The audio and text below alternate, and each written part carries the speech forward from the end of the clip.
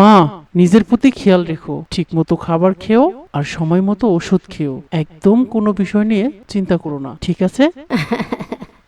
তুই আমাকে নিয়ে তো ভাবিস না বাবা, আল্লাহর রহমতে আমি ভালোই থাকবো। বাবারে, বিসমিল্লাহ বলে গাড়িতে উঠিস, আর যতটা সময় রাস্তায় থাকবি পুরো সময়টা জুড়ে আল্লাহর নাম জিকির করতে করতে পৌঁছাস বাবা। আল্লাহ তোকে সহি সালামত গন্তব্যস্থানে পৌঁছে দিন। আমিন। ঠিক আছে মা, তাহলে এবার আমি আসছি। আল্লাহ হাফেজ। একটি গ্রামের বিশাল এক বাড়িতে মা ও ছেলে রোহিত থাকতো। রোহিত শহরে চাকরি করে কয়েকদিনের ছুটিতে গ্রামে এসেছিল। আজ আবার তার কর্মস্থলে ফিরে যাচ্ছে। রোহিতের মা একজন খুবই ভালো মানুষ। গ্রামের সকলেই তাকে খুব ভালোবাসেন, সম্মান করেন, কারণ তিনি ছিলেন খুবই দিনদার, পরোপকারী এবং শিক্ষিতা মহিলা। সারাটা জীবন তিনি গ্রামের প্রাইমারি স্কুলে শিক্ষকতা করেছেন। গ্রামের মানুষগুলো তার উদারতা দেখে যে কোনো সমস্যাতেই রোহিতের মায়ের কাছে আসতো। একদিন কাকিমা, আমাকে একটু সাহায্য করুন কাকিমা। ঘরে আমার দুটো বাচ্চা না খেয়ে আছে। আজ দুদিন ধরে সারাটা গ্রাম কাজ খুঁজে বেড়ালাম, কোথাও কোনো কাজ পাইনি কাকিমা। দয়া করে আমাকে এখন একটু সাহায্য করুন, না হলে যে আমার বাচ্চা দুটো না খেয়ে মারা যাবে কাকিমা। আমাকে একটু সাহায্য করুন। ঠিক আছে বাবা, আমি না হয় তোকে একটু সাহায্য করলাম, কিন্তু তোকে সাহায্য করলে আমি কতটুকুই বা করব? আর এতে তোর আজকে না হয় খাবারের ব্যবস্থা হলো, কাল কি করবি? কাল কি আবার কোনো কারো কাছে সাহায্য চাওয়ার জন্য হাত পাতবি? না রে বাচ্চা, এটা কোনো সমস্যার সমাধানের পথ নয়। আমি তোকে 5,000 টাকা ধার দিচ্ছি, তুই এই টাকা দিয়ে বাজার থেকে কিছু পাইকারি সবজি কিনবি, আর এগুলো মাথায় করে গ্রামে হেঁটে হেঁটে বিক্রি করবি। অল্প লাভে ওগুলো বিক্রি করে দিলে সবাই তোর থেকে সবজি নিবে। আস্তে আস্তে তোর একটা ব্যবসা খাড়া হয়ে যাবে। তখন তোর অন্যের দুয়ারে কাজের জন্য ঘুরতে হবে না, সাহায্যের জন্য যেতে হবে না। তাই তো কাকিমা, আমি তো কখনো এভাবে চিন্তা করিনি। আমি ব্যবসার কথা কখনো ভাবিনি। আমি তো সারা জীবন শুধু অন্যের দুয়ারে দুয়ারে কাজের জন্য ঘুরেছি। তাছাড়া এই 5,000 টাকা আমি কোথায় পেতাম? কে বা দিত আমাকে? কাকিমা, আপনি আমার জন্য দোয়া করুন। আমি অবশ্যই আপনার টাকা দিয়ে ব্যবসা করে আপনার টাকা পুনরায় ফেরত দেব, ইনশাল্লাহ। ঠিক আছে বাচ্চা, এই নাও, এখানে 6,000 টাকা রয়েছে। 1,000 টাকা দিয়ে তুমি তোমার পরিবারের জন্য কিছু খাবার কিনে নিয়ে যাও, আর 5,000 টাকা দিয়ে তোমার ব্যবসা শুরু করো। আল্লাহ তোমার ব্যবসাতে বরকত দিবেন ইনশাআল্লাহ। এরপর লোকটি রোহিতের মায়ের কাছ থেকে টাকা নিয়ে চলে যান। এভাবে কেটে গেল বেশ কিছুদিন। একদিন রোহিতের মা পাশের গ্রামে এক বাড়িতে একটি মেয়ে দেখলেন এবং খুব পছন্দ করলেন। তিনি এই মেয়েটিকে তার ছেলের বউ বানানোর জন্য ঠিক করলেন। কিছুদিন পর রোহিত গ্রামে আসলো আর তার মা তার বিয়ের কথা বলল। মা, তুমি আমার জন্য কোন মেয়ে ঠিক করেছো সেটা আমি জানতে চাইবো না, কারণ আমি জানি আমার মা আমার জন্য সব থেকে উত্তমটাই পছন্দ করেন। আমি শুধু জানতে চাচ্ছিলাম মেয়েটার বাড়ি অথবা তার সাধারণ কোনো পরিচয়। হ্যাঁ বাবা, মেয়েটার পরিচয় তোমার জানা অবশ্যই দরকার। আমি তোমার জন্য যে মেয়েটি ঠিক করেছি তার তেমন কোনো পরিচয় নেই বাবা, তবে মেয়েটি খুব ভালো, আমার খুব পছন্দ হয়েছে বাবা। মেয়েটি আমাদের পাশের গ্রামের এক বিধবা মায়ের এতিম মেয়ে। দুনিয়াতে তার কেউ নেই ওই বিধবা মা। মা আমার জন্য একটা অসহায় বিধবা মহিলার এতিম মেয়েকে ঠিক করলো? মা তো ইচ্ছা করলেই আমাকে যে কোনো বড় ঘরে বিয়ে দিতে পারতেন। বুঝতে পেরেছি আমার মা কত উদার মনের মানুষ, আমার মা কত মহৎ। আমার মা একটা অসহায় বিধবা মহিলার মেয়েকে আমার সাথে বিয়ে দিয়ে তাদেরকে সাহায্য করছে। হে আল্লাহ, আমার মায়ের জন্য আমার গর্বে বুকটা ভরে গেল। আলহামদুলিল্লাহ মা, তুমি যেটা ভালো মনে করেছো সেটাই হবে, আমার আর কোনো কথা নেই। এরপর রোহিতের বিয়ে হয়ে যায়। রোহিতের স্ত্রী সুমাইয়া ছিল খুবই ভালো। এত বাড়িতে বউ হয়ে এসে আর রোহিতের মতো স্বামী পেয়ে সে খুবই খুশি ছিল। সুমাইয়া, তুমি বুঝতেই পারছো আমার মা কত বড় মনের মানুষ, কত মহৎ। ছোটবেলায় আমার বাবা মারা গেছেন, আমি আমার মায়ের আদর্শে বড় হয়েছি। আমি জীবনে কখনো আমার মায়ের অবাধ্য হইনি। তোমার কাছে আমার একটাই চাওয়া, তুমি সবসময় আমার মায়ের খেয়াল রাখবে, আমার মায়ের সেবা করবে। আমার মা যেন কখনোই কোনো কিছুতে কষ্ট না পায়। আপনি কোনো চিন্তা করবেন না, আমি সবসময় মায়ের খেয়াল রাখবো, মায়ের সেবা করব। আমি নিজেকে ভাগ্যবতী মনে করি, আপনার মতো স্বামী পেয়েছি আর এতবারের বউ হতে পেরেছি। আমি আপ্রাণ ঠিক আছে, তোমার কথা শুনে অনেক ভালো লাগলো। আমিও আমার মাকে খুশি রাখতে তোমাকে মন প্রাণ উজাড় করে ভালোবাসার চেষ্টা করব। আমার মা আমাকে বলেছেন আমি যেন কখনোই তোমাকে কষ্ট না দিই, কখনো তোমাকে ছেড়ে না যাই। আচ্ছা থাক সেসব কথা, আমাকে এখন যেতে হবে, অফিস থেকে ফোন এসেছিল। এরপর রোহিত তার স্ত্রী ও মায়ের কাছ থেকে বিদায় নিয়ে পুনরায় অফিসে ফিরে যায়। এরপর কেটে গেল বেশ কিছুদিন। রোহিতের স্ত্রী সুমাইয়া তার শাশুড়ি কমলা বেগমকে খুবই সেবা যত্ন করত, সবসময় খেয়াল রাখ। একদিন কমলা বেগম তার ঘরের আলমারির দরজাটি খোলা দেখে খুবই উত্তেজিত হয়ে পড়ে আর জোরে সোরে নিজের বউকে ডাকতে থাকে, বৌমা, বৌমা, বৌমা, কোথায় গেলে? তাড়াতাড়ি এদিকে এসো বৌমা। মা, কি হয়েছে মা? আপনি এভাবে আমাকে ডাকছেন কেন? কি হয়েছে মা? আমার আমার আলমারি খোলা কেন? বলো, কে এসেছিল আমার ঘরে? কে খুলেছিল আমার আলমারি? তুমি তুমি খুলেছিলে? আমার অনুমতি ছাড়া আমার আলমারিতে হাত দিয়েছিলে কেন? বলো বলো কেন? তুমি তুমি আমার আলমারি থেকে কাগজপাতি নিয়েছো আর এগুলো তোমার মাকে দেওয়ার চেষ্টা করেছো? মা, আপনি এসব কি বলছেন? আমি আপনার আলমারি কেন খুলবো? আর কিসের কাগজপাতি? এইগুলো আমার মায়ের কাছে বা কেন দেবো আমি? বিশ্বাস করুন মা, আমি আপনার আলমারি খুলিনি, আর আমি দেখিও নি কেউ এ ঘরে এসেছিল কিনা। আপনি শুধু শুধু আমার সাথে রাগ করছেন। আমার মনে হচ্ছে আপনি ভুল করে আলমারিটি খুলে বাইরে চলে গিয়েছিলেন। তাছাড়া আমাদের বাড়িতে তো কেউ আসা যাওয়া করে না। আপনারই বোধহয় ভুল হয়েছিল মা। কি বললে? বেয়াদব মেয়ে কোথাকার! আমার ভুল হয়েছে? এতটা বছরে কখনো আমার আলমারি তালা দিতে ভুল হয়নি, আজ আমার ভুল হয়েছে? তোমার এত বড় সাহস! তুমি তুমি আমার মুখে মুখে তর্ক করছো? দাঁড়াও, আমি আমি আমার রোহিতকে এখনই ফোন করছি। তোমার মতো বেয়াদব মেয়ে সাহায্য করতেই হবে।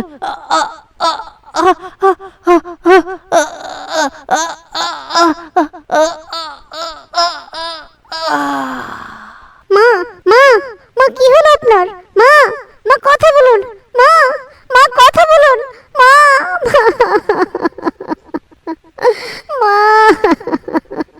এভাবে রোহিতের মা অতিরিক্ত উত্তেজিত হওয়ার কারণে স্ট্রোক করে সেখানেই মারা যান। খবর পেয়ে রোহিত ছুটে আসে, তার মায়ের দাফন কাফন শেষ করে। রোহিত মায়ের মৃত্যুতে খুব ভেঙে পড়ে। কবরের পাশে বসে বসে রোহিত কান্না করতে থাকে।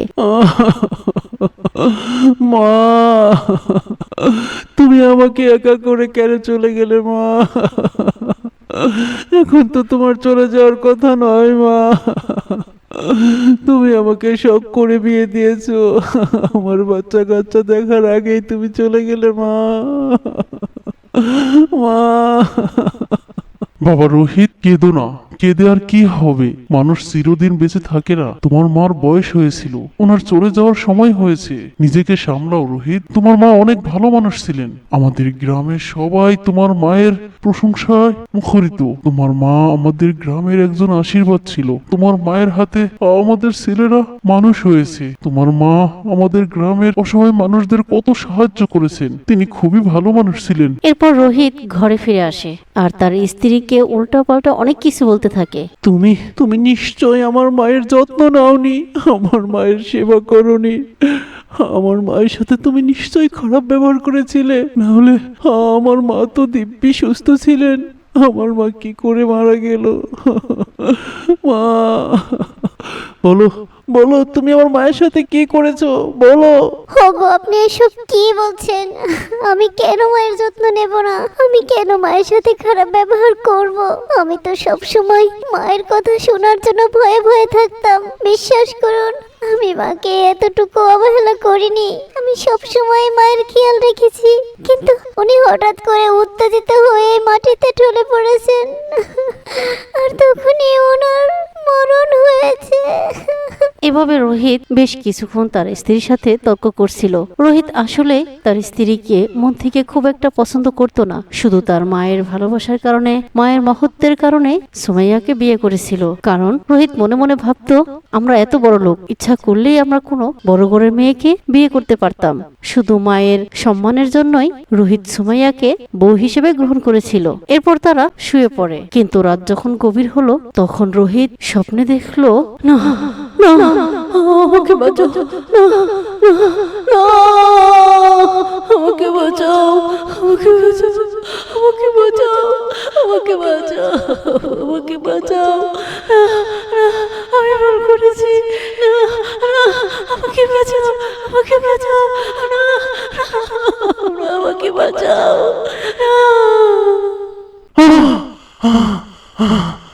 আমি আমি আমি এটা ঠিকই দিলাম। মা মা মা আমার আমার আমার মায়ের কবরে আগুন। আমার মা কষ্টে আছে। না না না, আমার মায়ের কবরে আগুন আগুন। আমাকে এখনই আমার মায়ের কবরে যেতে হবে। মা মা মা। এরপর রোহিত দৌড়ে ছুটে যায় তার মায়ের কবরের পাশে আর দেখে সত্যি সত্যি তার মায়ের কবর দিয়ে আগুন বের হচ্ছে আর তার মায়ের সেই স্বপ্নে দেখা আর্তনাদ শোনা যাচ্ছে। রোহিত খুব ভয় পেয়ে যায়। এ আমি কি দেখছি? এটা কি?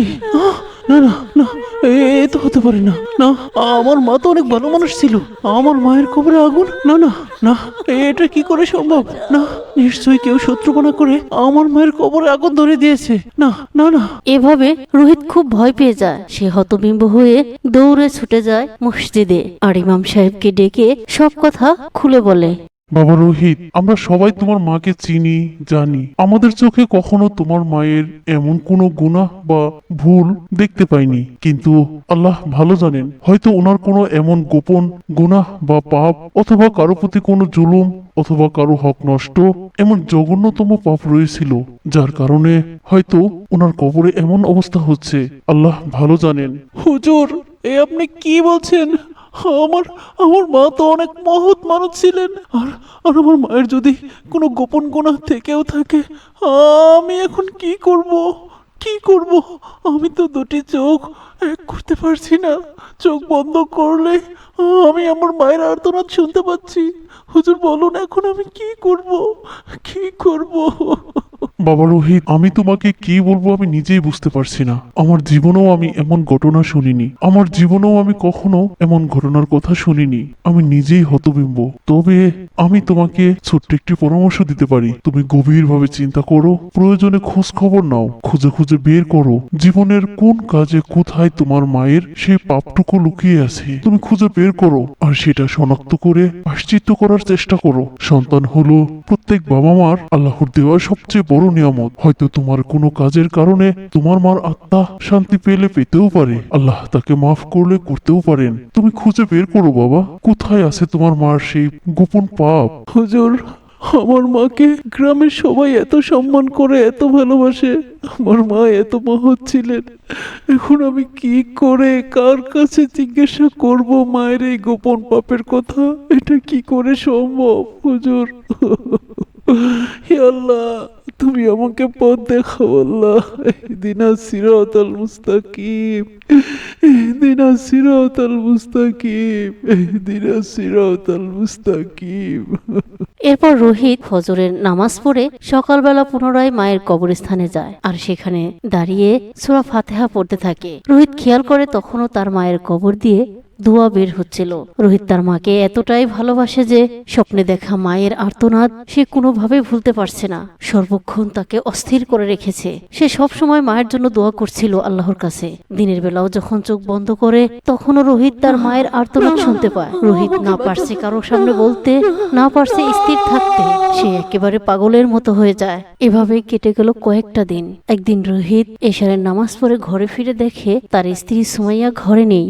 সুমাইয়া, সুমাইয়া, সুমাইয়া, সুমাইয়া কোথায় গেল? কোথায় যেতে পারে এখন? তাহলে কি সুমাইয়াও সুমাইয়ের মায়ের মতো? না না, এটা হতে পারে না। আসুক আজ সুমাইয়া, দেখি ও কোথায় গিয়েছিল। এই বলে রোহিত খুব রেগে সুমাইয়ার জন্য অপেক্ষা করতে থাকে। কিছুক্ষণ পর সুমাইয়া ঘরে ফিরে আসে। আপনি কখন এসেছেন? আপনি বসুন, আমি আপনার খাবার বেড়ে দিচ্ছি। আগে বল, তুই কোথায় গিয়েছিলি? কি ভেবেছিস আমি আমি কিছু বুঝতে পারি না? আমার মা মরে যাওয়াতে আমি ভেঙে পড়েছি, আর সেই সুযোগে তুই তুই তোর মায়ের মতো অন্য পুরুষের সাথে খারাপ কাজে লিপ্ত হচ্ছিস। ছি ছি ছি ছি, তুই কি ভেবেছিস আমি তোর জীবন সম্পর্কে কিছুই জানি না? আমি সব জানি, আমি সব জানি। তোর মা একজন দুশ্চরিত্রা মহিলা। তোর মায়ের কলঙ্কের জন্য তাকে গ্রাম থেকে বের করে দেওয়া হয়েছিল। তোর মা পরপুরুষের সাথে রাত কাটাতো। তুই তো তারই মেয়ে, তাই না? তুইও তোর মায়ের পথেই গেলি। ছি ছি ছি ছি ছি, ইচ্ছা করছে তোকে ঘাড় ধাক্কা দিয়ে আমার বাড়ি থেকে বের করে দিই, কিন্তু আমি আমার মায়ের জন্য পারছি না। আমার মাকে আমি কথা দিয়েছিলাম আমি সারা জীবন তোর পাশে থাকবো। ছি ছি, আপনি কি বলছেন? আপনি এমন নোংরা কথা বলতে পারেন না। ছি ছি ছি, আপনি আপনি আমার মা সম্পর্কে এসব কথা কেন বলছেন? আপনার কাছে যেমন আপনার মা সবার থেকে প্রিয়, আমার কাছেও আমার মা সবার থেকে প্রিয়। আমার মা একজন পবিত্র মা। চুপ কর বলছি, আমার সামনে থেকে সরে যা, সরে যা। মা, তুমি চলে যাওয়াতে আমি বড় অশান্ত হয়ে গেছি মা। আমি এখন কি করব মা? সুমাইয়া তার স্বামীর মনের অবস্থা বুঝতে পারে, তাই সে কোনো কথা না বাড়িয়ে চুপচাপ সেখান থেকে চলে যায় আর অন্য রুমে যেয়ে ভাবতে থাকে, হে আল্লাহ, আমার স্বামীর একই হয়ে গেল। আমার শাশুড়ি তো চলে গেছেন, কিন্তু আমার স্বামীর একই অবস্থা হলো। এভাবে থাকলে তো আমার স্বামী পাগল হয়ে যাবে। না না, আমাকে কিছু একটা করতে হবে। কিন্তু আমি কি করব? আজ তো আমি মায়ের সাথে কথা বলতে গিয়েছিলাম, কিন্তু মা বাড়িতে ছিলেন না। আমি যে আমার স্বামীর কষ্ট আর দেখতে পারছি না। ঠিক মতো খাচ্ছেন না, ঘুমাচ্ছেন না, সর্বক্ষণ একা একা কেঁদেই যাচ্ছেন। হে আল্লাহ, আমাকে পথ দেখাও আল্লাহ। ইহদিনাস সিরাতাল মুস্তাকিম। হে আল্লাহ, ইহদিনাস সিরাতাল মুস্তাকিম। না না, আমি আজ রাতে আমার স্বামী যখন ঘুমাবে তখন আমি মায়ের কাছে যাব। মাকে সবকিছু খুলে বলতে হবে। আমার স্বামী তো আমার মাকে সহ্য করতে পারেন না। আমাকে বাঁচাও, আমাকে বাঁচাও, আমাকে বাঁচাও, আমাকে বাঁচাও, আমাকে বাঁচাও। আমি ভুল করেছি। না, না, আমাকে বাঁচাও, আমাকে বাঁচাও, না, আমাকে বাঁচাও। মা, মা, মা, মা, মা, আমি বুঝতে পারছি কোমরে নিশ্চয় তোমার কষ্ট হচ্ছে মা। আমি কি করব মা? মা, সুমাইয়া, সুমাইয়া কোথায় গেল? এখন তো গভীর রাত। এই গভীর রাতে সুমাইয়া কোথায় গেল? আমাকে দেখতেই হবে, ও রাতের বেলা কোথায় যায়। না না, আমাকে দেখতেই হবে। এই বলে রোহিত ঘর থেকে বেরিয়ে যায়। এদিকে সুমাইয়াও রাতের আধারে চুপি চুপি ধাই ধাই করে পথ চলতেই আছে। রোহিত চুপি চুপি সুমাইয়ার পিছন পিছন চলতেই আছে। রোহিত মনে মনে ভাবছে, আজ আমি এই কলঙ্কিনীকে হাতে নাতে ধরবো। আমি দেখবো ও ওর মায়ের মতো কেমন করে পরপুরুষের সাথে দেখা করতে চায়। মায়ের বিষয়টা আমি পরে দেখে নেব, আগে তো ওকে দেখে নেই। এদিকে সুমাইয়াও পিছন দিকে না ফিরে পথ চলছে আর মনে মনে ভাবছে, আমাকে আমার মায়ের সাথে কথা বলতেই হবে। রোহিত কেন মাকে এসব কথা বললো? কেন আমার মাকে কলঙ্কিত বললো? আর আমার শাশুড়ি যেদিন মারা গেলেন সেদিন কেনই বা উনি আমাকে কথা বললেন? আমি কাগজপাতি নিয়ে আমার মাকে দেখাতে পারি। কিসের কাগজপাতি? রোহিত ঘুমের ঘরে আগুন আগুন বলে চিৎকার করে ওঠে। কেন? রোহিত নিশ্চয়ই ঘুমের ঘরে তার মাকে নিয়ে খারাপ স্বপ্ন দেখে। কিছু একটা গন্ডগোল তো অবশ্যই আছে। আমাকে মায়ের সাথে কথা বলতেই হবে। রোহিত আমার মাকে সহ্য করতে পারে না। আমি তো দিনের বেলা যেতে পারবো না, আমাকে লুকিয়েই মার সাথে কথা বলতে হবে। এরপর সুমাইয়া ছোট্ট একটা কুঁড়ে ঘরের মধ্যে ঢুকে যায়, আর সেখানেই ছিল তার মা। সুমাইয়া তার মায়ের পাশে বসে আর সব কথা খুলে বলে। আসলে সুমাইয়ার মায়ের অতীত সম্পর্কে সুমাইয়া নিজেও কিছু জানতো না, কিন্তু আজ মেয়ের চোখের জল আর বুকের আর মনের অস্থিরতার কাছে সুমাইয়ার মা সব কথা বলতে বাধ্য হলো। এদিকে রোহিত চুপি চুপি দরজার আড়ালে দাঁড়িয়ে থেকে মা মেয়ের সব কথা শুনছিল। মা সুমাইয়া, ধৈর্য ধারণ করো। স্বামীর প্রতি রাগ হয়েও না। হয়তো তার মনের অবস্থা ঠিক নেই। তোমার স্বামী অনেক ভালো মানুষ, আল্লাহ ভালো জানেন। জানি না তার সাথে এখন কি হচ্ছে। যদি তোমার ধারণা ঠিক হয়ে থাকে তাহলে নিশ্চয় সেই স্বপ্নে তার মাকে নিয়ে কিছু দেখেছে। হয়তো তার মায়ের সেই গোপন পাপের শাস্তি শুরু হয়ে গেছে। হয়তো সেই আর্তনাদি রোহিত বুঝতে পেরেছে। গোপন পাপ? আমার মায়ের গোপন পাপ? আমি তো এটাই জানতে চাচ্ছিলাম। তাহলে কি উনি আমার মায়ের গোপন পাপ সম্পর্কে জানে? এই বলে রোহিত ঝটপট ঘরের মধ্যে চলে যায় আর অস্থির হয়ে জিজ্ঞাসা করে, আপনি জানেন আমার মায়ের গোপনে এমন কি পাপ ছিল যার জন্য আমার মা কবরে এত কষ্ট করছে? আপনি বলুন, দয়া করে আমাকে বলুন। আমি উন্মাদ হয়ে আছি। আমি উন্মাদ হয়ে ভাবছি, খুঁজছি আমার মায়ের গোপনে কি এমন পাপ ছিল। দয়া করে আপনি আমাকে বলুন, আমাকে বলুন। আমার মায়ের কবরে খুব কষ্ট হচ্ছে, বলুন, দয়া করে আমাকে বলুন। বাবা রোহিত, তুমি শান্ত হও, এখানে বসো। দেখুন, আমি বসতে আসিনি, আপনি বলুন আমার মায়ের সেই গোপন পাপ কি ছিল? আপনি বলুন, দয়া করে বলুন। ঠিক আছে বাবা, বলছি।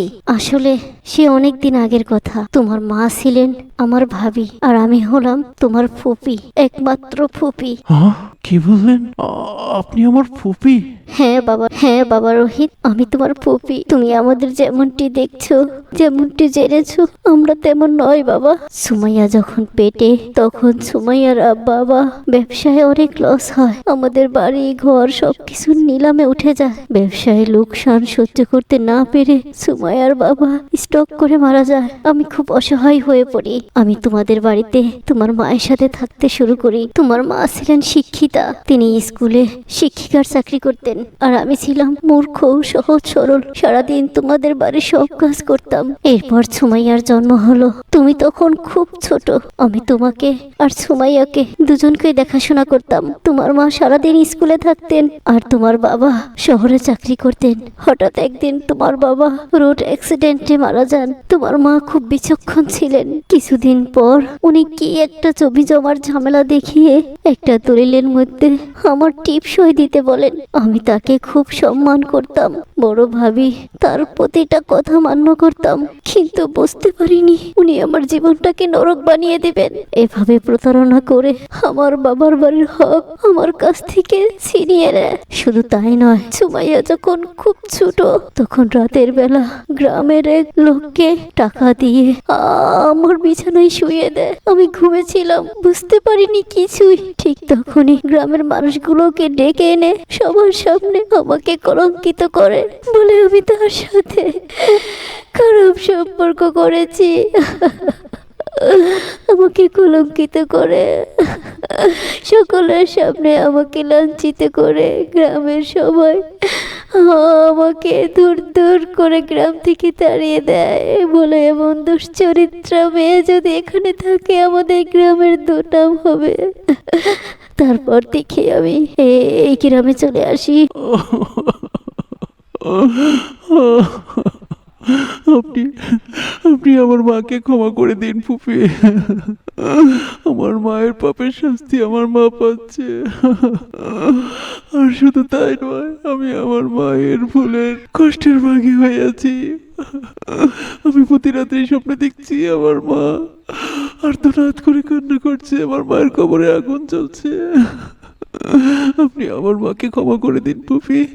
আমি আমি আপনার সব সম্পত্তি ফিরিয়ে দেব, জমি জমা ঘর বাড়ি যা কিছু আছে আমি সব আপনার নামে লিখে দেব। আমি আপনাকে মাথায় করে রাখবো ফুফি। এসব কি বলছো বাবা? আমি এখন জমি জমা ঘর বাড়িতে কি করব? তাছাড়া এগুলো তো এখন তোমাদের। আমার মেয়ে তো তোমার স্ত্রী এখন। তোমার মা যেদিন আমার মেয়েকে তোমার বউ করেছেন, সেদিনই আমি তোমার মায়ের প্রতি থেকে সব রাগ মাটি করে ফেলেছি বাবা। কিন্তু কারো হক নষ্ট করা, কারো প্রতি জুলুম করা, ফুপি আপনার দোহাই লাগি, আপনার পায়ে পড়ি, আপনি চলুন আমার সাথে আমার মায়ের কবরস্থানে চলুন, আর সেখানে দাঁড়িয়ে আমার মাকে ক্ষমা করে দেবেন।